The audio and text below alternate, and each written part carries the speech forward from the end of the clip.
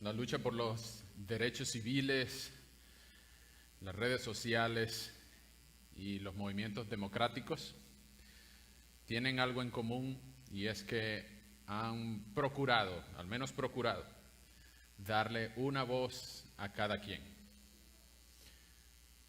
Han procurado que la voz de cada cual valga lo mismo, o al menos se han asegurado que cada quien tenga una posibilidad de ser escuchado, o al menos de manifestar sus convicciones en público. Las luchas de los derechos sociales han al menos intentado que la libertad de prensa, la libertad de religión y la libertad de asociación estén fundamentadas al menos en las convicciones del grupo, y cada quien tiene una voz, cada individuo tiene una voz dentro del grupo que lo comprende. Pero eso no ha sido tan transparente y no ha sido tan bonito como suena. El hecho de que cada quien tenga una voz, por un lado es bueno. Por otro lado, hace que las personas discutan cada vez más cuando cada quien expresa su opinión. Cuando las convicciones de alguien están en público, pues va a haber seguramente alguien que no esté de acuerdo. Jamás vamos a ser capaces de complacer a todos los que nos oyen. Usted lo puede intentar. Ponga cualquier opinión en su Facebook, en sus redes sociales, en Twitter, en Instagram o en cualquiera de las redes sociales. Exprese una opinión sobre cualquier tópico en la vida social. Y usted se va a dar cuenta que alguien no va a estar de acuerdo. Un grupo de gente, de sus amigos, de sus conocidos o aquellos a quienes les llega la información, usted se va a dar cuenta de que un grupo de ellos no está de acuerdo y solo una minúscula parte de ellos se lo van a decir a usted. La mayoría de los que no están de acuerdo contigo o no te lo van a decir o lo van a decir por otro lado. Entonces, que cada quien tenga una voz hace que las convicciones estén en público. Y sobre todo cuando uno es cristiano. Los cristianos son un grupo que está asociado alrededor de un grupo de convicciones que se llaman la palabra de Dios. Las convicciones de los cristianos en su mayoría están consolidadas en una interpretación sana, ortodoxa, histórica de la Biblia. Entonces, nuestras convicciones, todo el mundo las sabe. Todo el mundo sabe qué piensan los cristianos acerca de esto. Todo el mundo sabe qué piensan los cristianos acerca de esto. Hay algunos cristianos que piensan dentro de esto diferente. Pero eso no quiere decir que las convicciones estén fuera de la palabra de Dios, porque la única norma de fe y conducta que norma, legisla y agrupa las opiniones de los cristianos es la sombrilla o el paraguas de la verdad de Dios. Y eso está expresado en la palabra de Dios y en ninguna otra parte. Pero vemos que en la biografía que de Jesús hemos estado recorriendo desde enero del año pasado, una pausa por la pandemia entre marzo 14 del año pasado y julio 19, no predicamos Marcos, sino encuentros con Jesús. Pero mientras estuvimos hablando de la biografía de Jesús hasta el día de hoy, ya hemos llegado al final del capítulo 14, el capítulo más largo del Evangelio de Marcos, es el capítulo 14, y hemos llegado al final, en los versículos 53 al 72. Vengan conmigo, por favor, Marcos 14, 53 al 72. Mientras lo buscan, les voy a dar un poco de contexto. Jesús acaba de ser arrestado aproximadamente a la medianoche del jueves de la semana de la Pasión, de lo que nosotros llamamos Semana Santa. Y a las 8 o 9 de la noche estaba en el Monte de los Olivos, en el jardín de Getsemaní. Vimos la semana pasada que él estuvo con una angustia de muerte, pero en ese momento llega Judas y fue Jesús traicionado, entristecido, angustiado y abandonado por todos sus discípulos. En los pasajes anteriores, específicamente del versículo 27 al 31 del mismo capítulo 14, vemos que Jesús le profetiza, le dice a Pedro que antes de que cante el gallo, esa misma noche, Pedro lo habrá negado 3 veces. Y Pedro le dice, por favor, maestro, no, si es necesario morir contigo, yo voy hasta la tumba contigo. Y todos los demás decían lo mismo, ¿ok? Los otros 10 decían lo mismo. Pero Jesús es arrestado, traicionado con un beso por Judas, y es arrestado por la gente que vino a buscarlo con palos, con espadas, y lo golpearon. Y Jesús les dijo, pero si yo estaba todos los días en el templo, ¿por qué no me fueron a arrestar allá? Y esa es la escena que prepara lo que viene. Vengan conmigo, por favor, a Marcos, capítulo 14, versículo 53 en adelante, hasta el 72. Llevaron a Jesús ante el sumo sacerdote y se reunieron todos los principales sacerdotes, los ancianos y los escribas. Pero Pedro lo siguió de lejos hasta el interior del patio del sumo sacerdote. Y allí se quedó sentado con los alguaciles, calentándose junto al fuego. Los principales sacerdotes y todo el tribunal buscaban alguna prueba contra Jesús para poder condenarlo a muerte, pero no la encontraban. Y muchos presentaban falsos testimonios contra él, pero sus testimonios no concordaban. Entonces algunos se levantaron y presentaron un falso testimonio contra él, diciendo: nosotros le hemos oído decir, yo derribaré este templo hecho por la mano del hombre, y en 3 días levantaré otro sin la intervención humana. Pero ni aún así se ponían de acuerdo en sus testimonios. Y el sumo sacerdote se paró en medio del tribunal y le preguntó a Jesús: ¿no vas a responder? Mira lo que estos dicen contra ti. Pero Jesús guardó silencio y no contestó nada. Así que el sumo sacerdote le volvió a preguntar: ¿eres tú el Cristo, el Hijo del bendito? Y Jesús le respondió: yo soy. Y ustedes verán al Hijo del Hombre sentado a la derecha del Poderoso y venir en las nubes del cielo. Y el sumo sacerdote se rasgó entonces sus vestiduras y dijo: ¿qué necesidad tenemos de más testigos? Ustedes han oído la blasfemia. ¿Qué les parece? Y todos ellos lo condenaron y declararon que merecía la muerte. Algunos comenzaron a escupirle y mientras le cubrían el rostro y le daban de puñetazos, le decían: profetiza, profetiza. Y también los alguaciles le daban de bofetadas.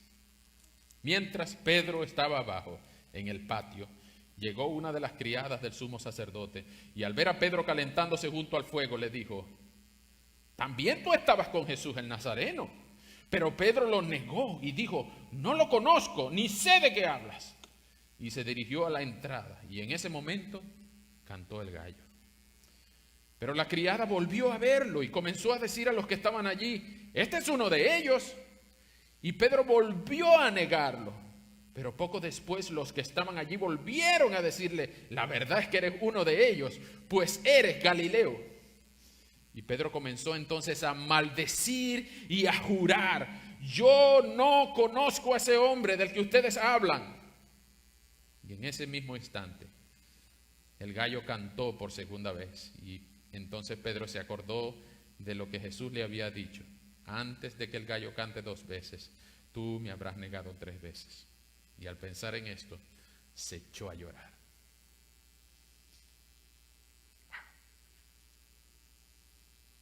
Vamos a ver. Señor, necesitamos tu ayuda en esta hora. Rogamos tu intervención. Rogamos, Señor, que tú te pasees en medio nuestro. Que nos edifiques a la luz de tu verdad. Y que hagas nuestras convicciones de acero. Hoy en día, Señor, que todo el mundo expresa su opinión y muchos tienen la libertad para creerse expertos en cualquier cosa. Rogamos que ninguno de nosotros sea dueño de la verdad, sino amantes de tu verdad. Y es en esta hora, Señor, con este pasaje tan triste, que rogamos que tú mismo nos ayudes, nos edifiques, que tú convenzas al que duda, que tú humillas al que ama el pecado, pero que también animes a quien te busca, te ama, te sirve y te obedece, para quien tú eres el mayor tesoro de este lado del cielo. Señor, te rogamos que nos enseñes, nos edifiques. Purifica mis labios, Señor. Y a cada uno de nosotros, con tu espíritu, guíanos en tu verdad. Tu palabra es verdad. Te amamos, Señor, en el nombre de Jesús. Amén. Bien, vemos que vamos a ver 3 puntos nada más. Vamos a ver la firmeza de Cristo, vamos a ver la cobardía de Pedro y vamos a tener algunas aplicaciones para el día de hoy. Lo primero que vemos es que la firmeza de Cristo, entre los versículos 52 al 65, la firmeza de Cristo es una convicción que está puesta bajo ataque. Ellos estaban haciendo un juicio al revés. Los que son abogados y pasan por esta lectura, ustedes podrán darse cuenta que un juicio de noche en un lugar fuera de donde debe legislarse no es válido. Pero este juicio es un juicio totalmente al revés. Ellos ya tenían la condena, lo que necesitaban era el crimen. Me parece algunos países donde ya tienen los resultados, lo que le hace falta es las elecciones. O se parece a los países donde ya se sabe que tiene que ser condenado, lo que hace falta es alguien que testifique en contra. Pues aquí le buscaban a Jesús testigos falsos, y Marcos se encarga de comentar que no encontraron nada malo en su contra. ¿Por qué? Porque Jesús nunca pecó. Jesús vivió una vida impecable. Jesús no tenía nada de que pudieran acusarlo, ninguna maldad en su corazón. El Padre dijo: este es mi Hijo amado, en el cual yo tengo complacencia. Jesús nunca pecó, nunca, ni siquiera un mal pensamiento, ni siquiera una mala mirada. La ira de Dios sobre cualquier pecador no estaba sobre Cristo, porque Cristo nunca pecó. Pero tuvieron que inventarle. Vean que en los versículos 54, 55, ustedes ven que hay testimonios. 56, le presentaban falsos testimonios, pero no concordaban. Dicho sea de paso, en Números 35:30 y en Deuteronomio 17:6 se establece lo que luego, años después, en Mateo 18 dice que en boca de 2 o 3 testigos conste toda verdad. Por lo tanto, una persona no podía ni autoincriminarse, ni podía ser incriminada por un solo testigo. Necesitaban 2 testigos que concordaran, o 3 testigos que concordaran, para que una persona pudiera ser condenada. Pero ni los 2 ni los 3 los consiguieron. Entonces se decían cosas que discordaban y no podían condenar a Jesús porque los testimonios eran discordantes, porque Jesús no había hecho nada malo. Entonces por eso Jesús no hizo nada malo y no podían encontrarle nada. Como dice el versículo 55, la firmeza de Jesús se mantuvo incólume. La frente de Jesús siempre en alto, porque él sabía que no había hecho nada malo de lo que lo estaban acusando. Entonces vino alguien y lo acusó. En el versículo 58 dice: yo una vez escuché que él dijo que iba a tumbar el templo. Un edificiote, un complejo inmenso, y este hombre solo lo iba a tumbar, según este chismoso. Dijo: yo una vez escuché que él dijo que iba a tumbar el templo y en 3 días iba a reconstruirlo sin la intervención humana. Y ustedes dirán: ¿Jesús es culpable de eso? ¿De verdad Jesús dijo eso? Pero esta es la maravilla del Espíritu Santo que inspiró la Biblia. Vengan conmigo a Juan 2:21 para que vean a qué se estaba refiriendo Jesús cuando Jesús sí de verdad dijo eso. En Juan 2:21, el mismo Juan está comentando el mismo episodio cuando Jesús dice en el 19, Juan 2:19, destruyan este templo y en 3 días lo levantaré. Pero los judíos le dijeron: este templo fue edificado en 46 años y tú en 3 días lo vas a levantar. Y el versículo 21 explica: pero él estaba hablando era de su cuerpo, porque en 3 días él iba a resucitar. Entonces la convicción de Jesús se mantuvo firme. Ustedes me están acusando ignorantemente, pero Jesús no dijo eso. Ya van a ver por qué no dijo eso. Después vino otro y le ponían testimonio, le decían testimonio, y el sumo sacerdote viene, lo tienta y le dice, no vas a responder, mira lo que están diciendo. Pero Jesús, una vez más, guardó silencio. No dijo ni una sola palabra. Y ustedes dirán, ¿por qué? Jesús pudo haberse defendido. Pues si Jesús se defendía, ganaba. Pero él no quería ganar, él quería morir, porque era la única forma de salvarte. Y no solamente eso. En Isaías 53 vemos que dice que como cordero fue llevado al matadero y su boca no pronunció palabra. Él no se defendió. Él sabía que la hora había llegado y él no iba a hacer nada para prohibirlo, para detenerlo, porque su firmeza, sus convicciones estaban bajo ataque, pero su firmeza estaba más firme que nunca. Sus convicciones estaban más firmes que nunca. Para eso fue que yo vine. No pronunció palabra. Hasta que el sumo sacerdote le pregunta, ¿tú eres el Cristo? Versículo 61. ¿Eres tú el Cristo, el Hijo del Bendito? Esa es una composición de figuras mesiánicas. El Hijo del Bendito, el Cristo, el Mesías, el ungido. Es una manera de preguntarle, ¿eres tú el que estamos esperando? El Mesías prometido desde Génesis 3:15, el que iba a aplastar la cabeza de la serpiente, la simiente de Abraham de Génesis 12. ¿O tú eres el que iba a cumplir las promesas a Isaac, a Abraham, a Isaac y a Jacob? Tú eres la simiente de David, la raíz de David. Tú eres el león de la tribu de Judá. Tú eres el Mesías prometido de todos los profetas. Tú eres el Cristo, el Hijo del Bendito. Y la respuesta de Jesús tiene 3 partes magistrales. No tengo tiempo para detallar cada una de ellas. Solamente le voy a decir, las convicciones de Jesús pudieron haber dicho, no, que Cristo ni que Cristo. Yo soy uno más de ustedes. Pero Jesús no retrocedió. Las convicciones de Jesús estuvieron bajo ataque, pero se mantuvo firme. Y menos mal, porque si no, tú no tuvieras esperanza. Vean la respuesta de Jesús. Yo soy. Esa es la primera parte. Yo soy. ¿Qué yo soy? Tú también puedes decir yo soy, pero yo solamente puedo decir yo soy Alejandro. Tú puedes decir yo soy tu nombre. Pero cuando Jesús no dice yo soy Jesús, el hijo de José y María, Él está diciendo solamente yo soy. Y es la tesis de todo el Evangelio de Juan, cuando Jesús usa para Él el nombre de Dios, yo soy. Cuando Moisés en Éxodo 3 le preguntó en la zarza ardiente a Dios, ok Dios, yo voy a ir a buscar a aquella gente, pero y si me preguntan, yo los voy a ir a liberar, pero si me preguntan quién los mandó, ¿qué le voy a decir? Y Dios le dice desde la zarza, diles que yo soy te mandó. Diles que yo soy te mandó. Y ahora Jesús está usando para Él el nombre propio de Dios. Con razón, el sumo sacerdote se rasga las vestiduras y dice, ¡blasfemia! Porque está usando el nombre de Dios. Pero no solamente eso. Dice Jesús en su respuesta, después de usar el nombre propio, yo soy, que ustedes verán al Hijo del Hombre sentado a la derecha del Poderoso. Esa es la segunda parte. Ustedes verán al Hijo del Hombre.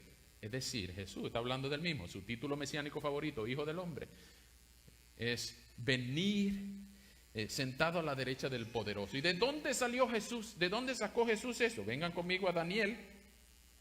Daniel 7, 12 y 13 lo van a ver. En Daniel 7 Jesús toma la figura del Hijo del Hombre que está sentado a la diestra del anciano de días, o en nuestra versión, el anciano entrado en años. Daniel 7, vamos a leer 13 y 14. Mientras tenía yo esta visión durante la noche, vi que en las nubes del cielo venía alguien semejante a un hijo de hombre, el cual se acercó al anciano entrado en años y hasta se le pidió acercarse más a él. Y se le dio dominio, la gloria y el reino para que todos los pueblos y naciones y lenguas le sirvieran. Y su dominio es eterno y nunca tendrá fin, y su reino jamás será destruido. Jesús usa la figura del Hijo del Hombre, de Daniel, y la rescata para decir no solamente yo soy el Dios, la segunda persona de la Trinidad, yo soy el Hijo del Hombre sentado a la diestra del Anciano de Días, y no solamente soy, sino que ahora ustedes van, en algún momento, en el futuro, ustedes van a ver venir el Hijo del Hombre otra vez en gloria, en las nubes del cielo. Y nosotros vimos el yo soy en Éxodo 3, vimos al Hijo del Hombre en Daniel 7, pero también vemos al fiel y verdadero, al Cordero y al León en Apocalipsis 19 al 22. La respuesta de Jesús es magistral. Cuando sus convicciones estuvieron sobre más ataque, más presión, Jesús se mantuvo firme. Pudiendo haber retrocedido, no se acobardó. No se acobardó. Tuvieron que inventarle un falso testimonio. Y cuando Jesús dice lo que dice, los que estaban ahí, todo el Sanedrín en pleno, según el versículo 55, todos los principales sacerdotes, los tribunales, lo condenaron a muerte. En el versículo 64 declararon que merecía la muerte. Pero eso lo habían declarado desde hace tiempo, desde la resurrección de Lázaro. Ya querían matarlo, ahora solamente andaba buscando un crimen. Y Jesús no se defendió por amor a ti y a mí. Convicciones bajo ataque, firmeza de acero. La firmeza de Cristo fue de acero. Ahora, el segundo punto es la cobardía de Pedro. Vemos que Jesús se mantuvo firme, pero Pedro no.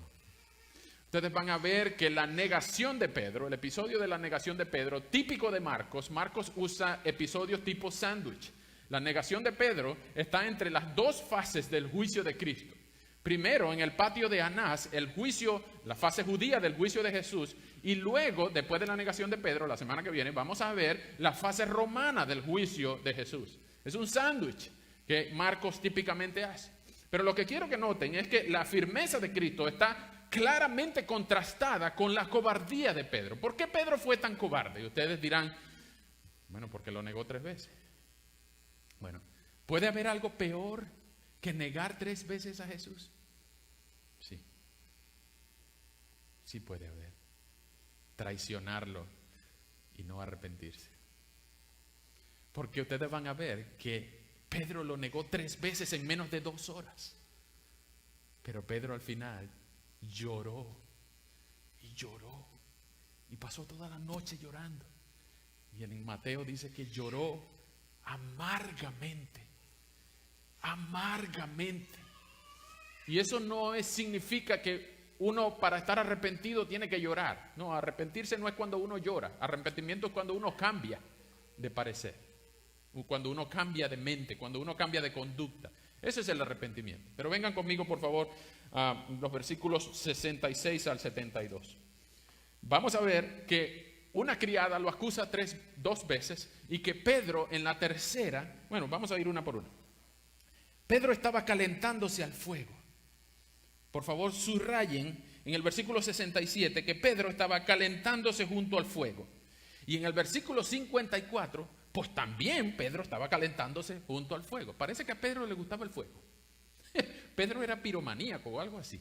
Pero le gustaba atar la candelita. Debe ser que era una noche fría. Medianoche, 1 de la mañana.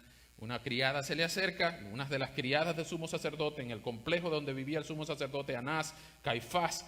Caifás era yerno de Anás. Y en ese complejo había muchas fogatas para que los pobres y los criados se mantuvieran calientes. La primera, en el versículo 67, la criada le dice, tú también estabas con el Nazareno.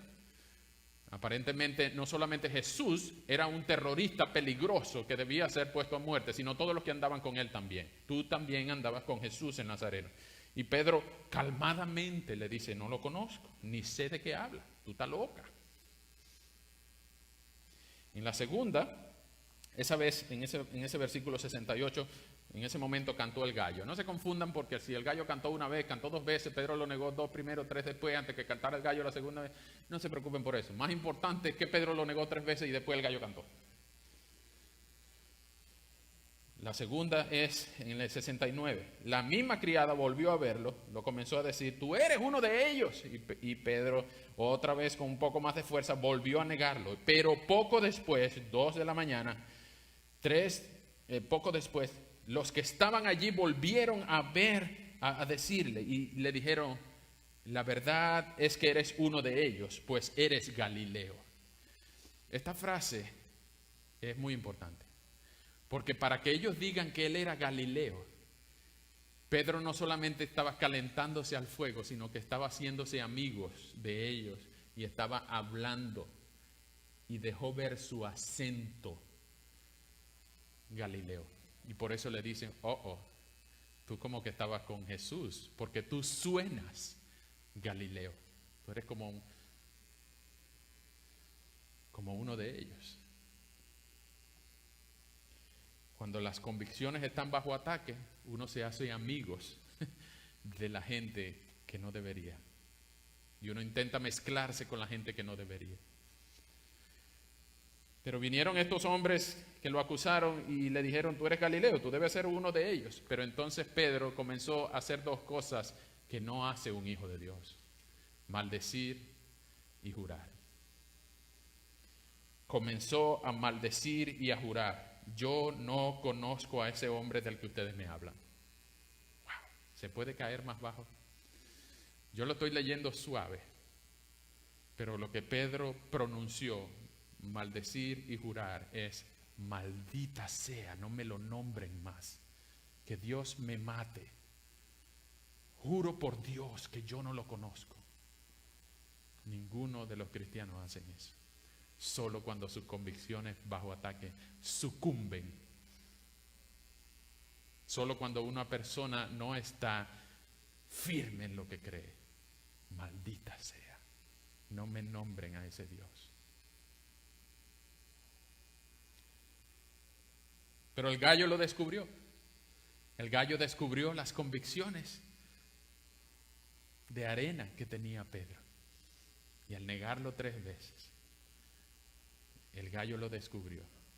Y en el Evangelio de Mateo pueden ver que no sabemos cómo, la mirada de Jesús y la mirada de Pedro se cruzaron. Y esa debe haber sido la mirada más decepcionante que jamás a ti te podrán haber hecho. Yo te lo dije, Pedro. Que el diablo te ha pedido para zarandearte. Pero yo he rogado por ti, para que tu fe no falle. Yo te lo dije, Pedro. Cree. Ahora, es muy fácil nosotros pensar aquí, oye, ese Pedro es sinvergüenza, ¿cierto? Es un pasado. Ya, después de haber andado con Jesús 3 años, 24/7, todos los días, ahora viene y decir, yo no conozco a ese hombre de que ustedes me están hablando. Es como que un amigo tuyo dijera, yo no lo conozco.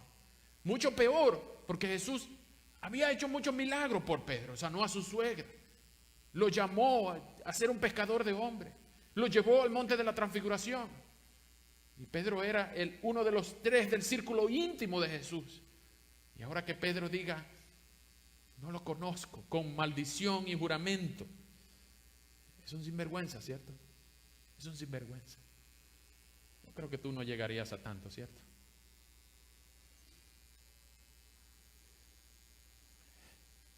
Pero nosotros hemos negado a Jesús también. Al menos yo he negado a Jesús muchas veces.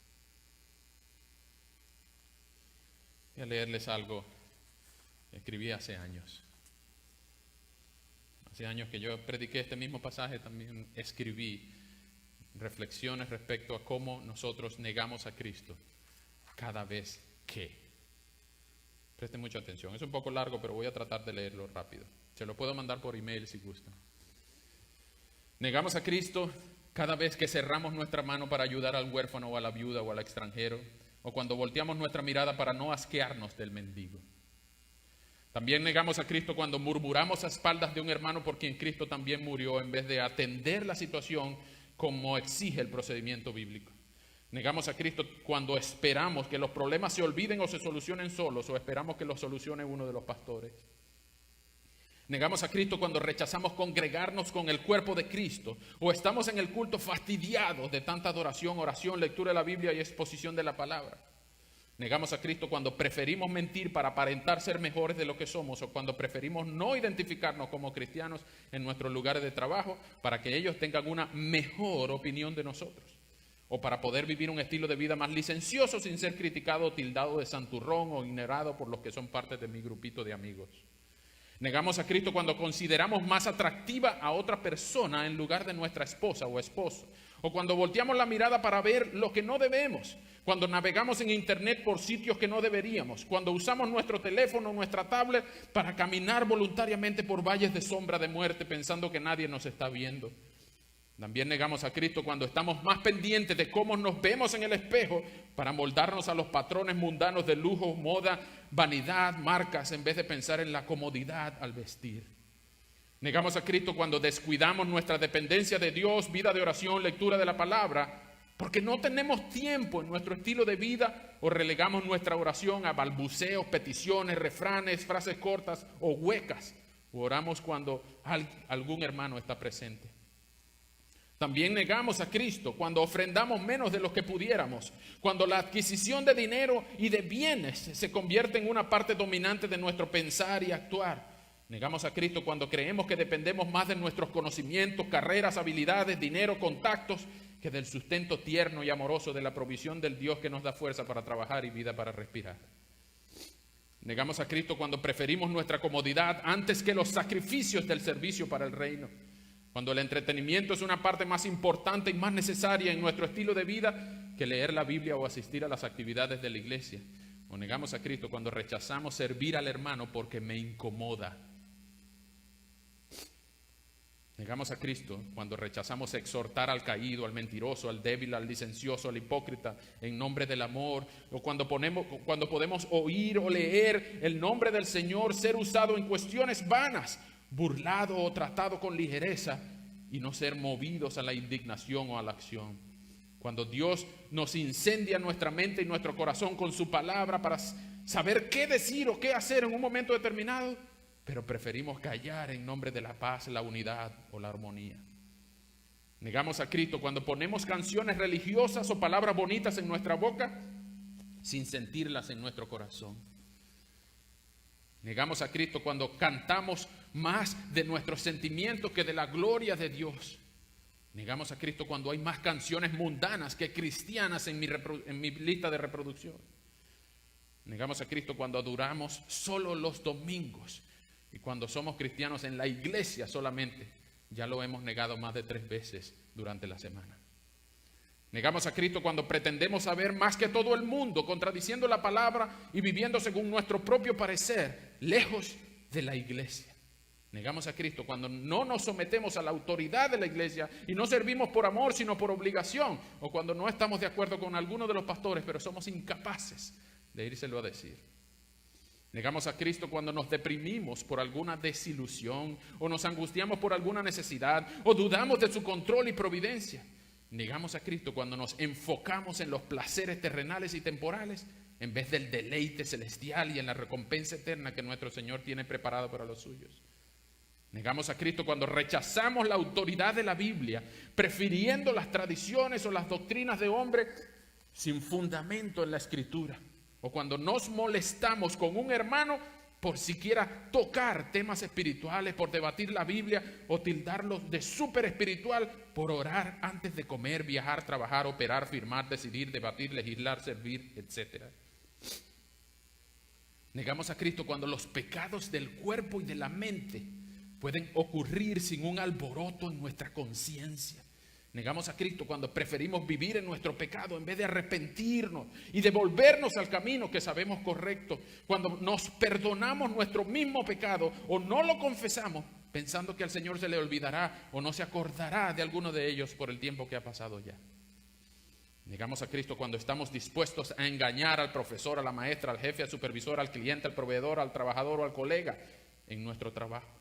Negamos a Cristo cuando no cumplimos los deberes que nos asignan o a las metas que nos trazan en el tiempo debido, cuando somos impuntuales, cuando no obedecemos a las autoridades que no contradicen a Dios, cuando no nos identificamos como cristianos o nos da pena que nos vean con una Biblia en el brazo, un versículo en la pantalla o una actitud santa en el día.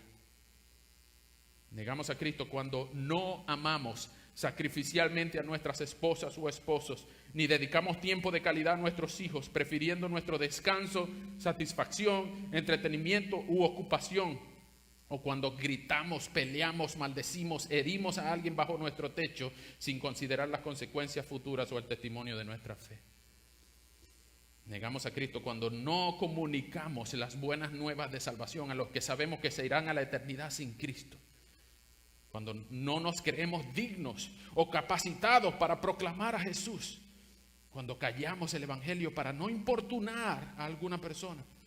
O cuando no evangelizamos porque pensamos que seremos rechazados, ofendidos o ignorados. Cuando nuestro corazón sabe lo que hay que hacer o decir, pero nuestra mente cierra la boca para no hablar en nombre de Dios. En fin, negamos a Cristo cada vez que pensamos que estas reflexiones son buenas para otras, para otros, pero no para mí. Negamos a Cristo cuando pretendemos dejar para después lo que sabemos que debemos arreglar antes de que cante el gallo.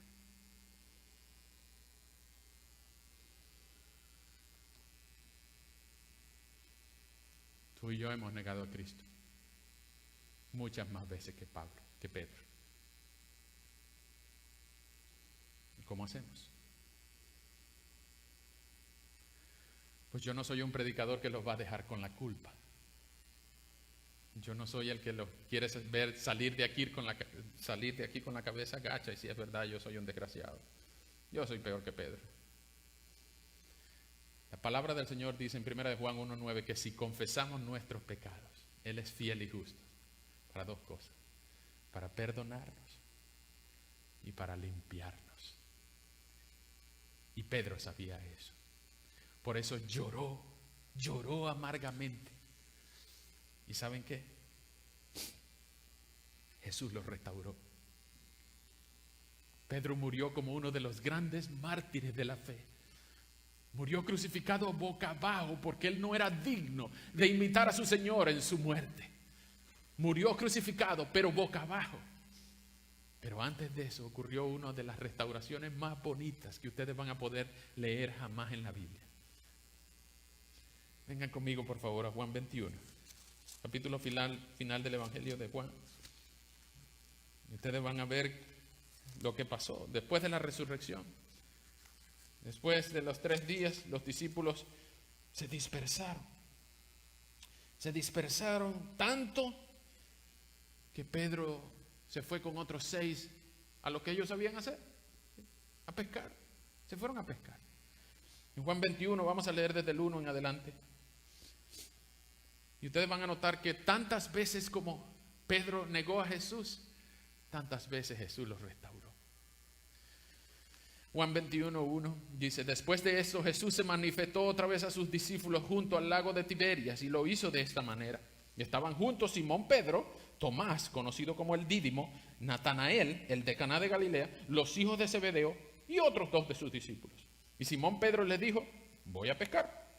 Y ellos le dijeron: también nosotros vamos contigo. Todos tristes, por supuesto.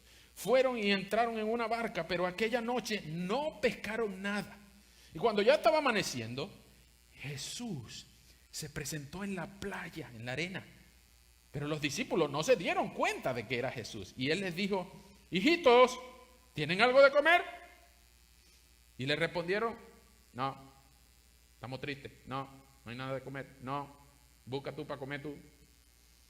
Nosotros estamos pescando. Porque no sabían que era Jesús. Versículo 6. Y él les dijo: echen la red a la derecha de la barca y hallarán. Echen la red a la derecha de la barca. Echen la red a la derecha de la barca. ¿Dónde he oído yo eso? Imagínense a Pedro pensando: ¿dónde he oído yo eso? Echen la red a la derecha de la barca. Entonces, versículo 7, entonces el discípulo a quien Jesús amaba le dijo: Pedro, es el Señor. Es el Señor. Y cuando Simón Pedro oyó que era el Señor, se puso la ropa, porque se había despojado de ella, y se echó al mar. Y los otros discípulos vinieron con la barca arrastrando la red llena de pescado, pues estaban como a 90 metros de la orilla. Al descender a tierra, vieron brasas puestas, un pescado encima de ellas y pan. Entonces Jesús les dijo: traigan algunos de los pescados que acaban de pescar. Y Simón Pedro salió del agua, sacó la red de la tierra y llena de grandes pescados, y eran 153, y a pesar de ser tanto, la red no se rompió. Entonces Jesús les dijo: vengan a comer. Fuego, calentándose al fuego. Vengan a comer. Jesús invita a comer a sus muchachos. Y ninguno de los discípulos se atrevía a preguntarle: ¿tú quién eres? Porque sabían que era el Señor. Entonces Jesús tomó pan. ¿Dónde yo he leído eso antes? Tomó pan y se los dio, lo mismo que del pescado. Y esta era la tercera vez que Jesús se manifestaba a sus discípulos después de haber resucitado de los muertos. Y cuando terminaron de comer, Jesús les dijo a Simón: Simón, hijo de Jonás, no le dijo Pedro, Simón, hijo de Jonás, ¿me amas más que estos? Sí, Señor, claro, tú sabes que te quiero. Y él le dijo: apacenta mis corderos. Volvió Jesús a preguntarle por segunda vez: Simón, hijo de Jonás, ¿me amas? Y Pedro le respondió: sí, Señor, tú sabes que te quiero. Le dijo: pastorea mis ovejas. Y la tercera vez le dijo: Simón, hijo de Jonás, ¿me quieres? Y Pedro se entristeció mucho de que la tercera vez le dijera: ¿me quieres? Y le respondió: Señor, tú lo sabes todo. Tú sabes que te quiero. Tú sabes que yo te negué también 3 veces. Tú sabías que yo te iba a negar. Tú me lo dijiste antes. Pero tú sabes también que yo te quiero. Pero te fallé, Señor. Te fallé. Te negué. No merezco tu perdón. Y Jesús le responde: apacienta mis ovejas, porque de cierto te digo que cuando tú eras más joven, te vestías e ibas a donde querías, pero cuando ya seas viejo, extenderás tus manos y te vestirá otro y te llevará a donde no quieras. Y Jesús dijo esto para dar a entender con qué muerte glorificarás a Dios, y dicho esto añadió: sígueme. Jesús restaura a Pedro 3 veces por las veces que 3 veces también lo negó. Y de ahí en adelante Pedro entendió el sígueme, más nunca se devolvió. Y sus convicciones de arena ahora se convirtieron en convicciones de acero. Tanto que en Hechos 3 le dijeron: no puedes enseñar en el nombre de Jesús. Y dijeron: mátame si quieres, pero es necesario que obedezcamos a Dios antes que a los hombres. Tú vas a ir a la muerte, Pedro. Mátenme si quieren, pero no voy a volver a retroceder ni a negar a mi maestro. Yo lo conozco y nunca dejaré de conocerlo. Nunca dejaré de amarlo. Y Pedro murió con uno de los grandes mártires de la iglesia. Indigno de imitar, se creía él, a Jesús en su muerte. Pero él fue restaurado. Tú también has fallado más veces que Pedro. Yo también he fallado más veces que Pedro. Y tantas veces como caiga el justo, Jehová lo levantará. Así que el Señor no deja a nadie caído, no abandona a ninguno de sus hijos. Él no pronunció palabra para que tú y yo podamos tener salvación en Cristo. Y ninguno de nosotros va a ser decepcionado, porque Él no retrocedió. Su boca no pronunció palabra. Él menospreció lo oprobio, pero enfrentó la cruz con gozo, porque sabía que era la única manera de que tú podías ser salvo. Hermano, hermana, la palabra del Señor dice que si confesamos nuestros pecados, Él es fiel y justo para perdonarnos y limpiarnos de toda maldad. Si tú tienes un pecado en tu corazón, no lo domestiques. Arrepiéntete, abandona ese pecado, porque más deseable es Cristo que cualquier persona y cosa de este planeta. No encontrarás jamás felicidad duradera al lado de un pecado que no produzca tu santidad. Pero cuando Cristo toma tu pecado, Él puede absorber la ira de Dios para que tú puedas disfrutar la gracia. Él puede absorber la ira de Dios para que tú puedas caminar en santidad. Él compró tu salvación. Él compró tu santificación para que tú puedas tener convicciones de acero, porque Él te dio el ejemplo y Él también te dará las fuerzas.